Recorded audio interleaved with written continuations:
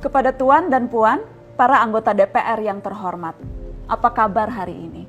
Sepertinya tak sebaik biasanya. Sama, di sini pun begitu.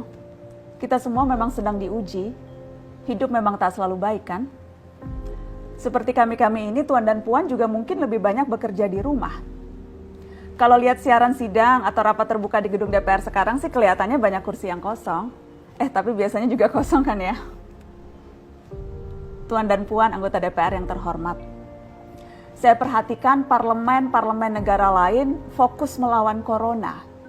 Tapi rasa-rasanya isu-isu yang keluar dari Senayan belakangan kok kebanyakan tidak terkait corona ya? Kami malah membaca DPR bersemangat membahas isu-isu lain. Contohnya, rancangan Undang-Undang Cipta Kerja yang banyak ditolak karena dinilai mementingkan kepentingan investor di atas kebutuhan pekerja. Presiden Jokowi pekan lalu sempat menyatakan pemerintah dan DPR menunda pembahasan salah satu klaster di rancangan undang-undang itu, klaster ketenagakerjaan. Ini untuk memberi kesempatan mendalami substansi dan mendapat masukan dari banyak pihak. Berpegang pada alasan itu, maka sudah seharusnya klaster lain dalam RUU Cipta Kerja pun perlu ditinjau ulang. Karena yang lain juga bukan tanpa masalah, terutama dari perspektif lingkungan dan keadilan gender. Tidak cukup hanya menunda pembahasan satu klaster saja. Ada juga RUU lain yang masih nekat mau dibahas.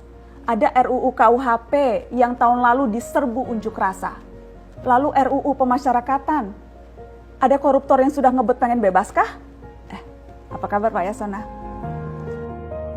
Terus terang saja, membahas undang-undang yang menyangkut hajat hidup orang banyak di masa seperti sekarang ini terlalu mengundang curiga. Gara-gara pandemi yang pada jatuh cinta saja berani menunda nikah loh. Ini kok DPR buru-buru banget kayak lagi kejar setoran? Tidak ada undang-undang yang tidak penting, semua penting. Justru karena undang-undang itu penting, aneh jika pembahasannya diseriusi di waktu seperti sekarang. Saat dimana perhatian dan konsentrasi kita sedang terkuras bertahan hidup di tengah wabah. Produk hukumnya pun berpotensi cacat bila tidak memenuhi ketentuan dan rasanya belum ada aturan pembahasan RUU secara virtual. Jika ngotot menuntaskan Omnibus Law atau RUU KUHP atau RUU pemasyarakatan, jangan salahkan jika ada yang menilai DPR tidak menjadikan perang melawan corona sebagai prioritas. Saya percaya setiap tindakan dan keputusan di masa krisis mencerminkan skala prioritas. Atau memang inikah prioritas wakil-wakil rakyat kami saat ini? Bikin ribut juga jelas tak seharusnya jadi prioritas.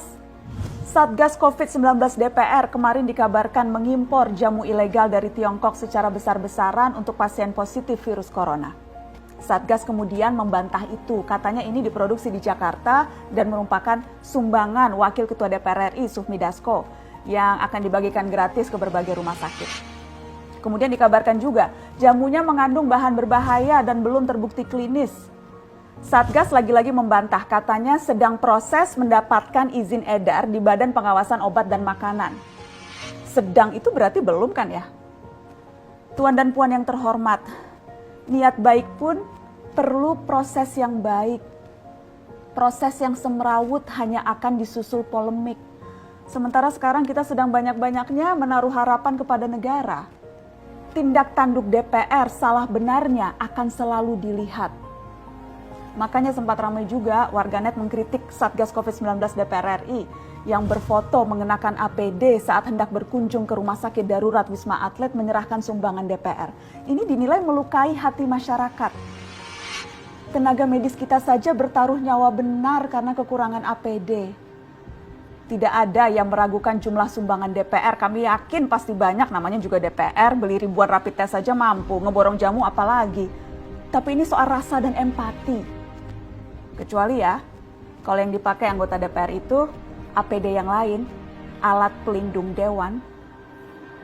Salam hormat dari kami yang kalian wakili.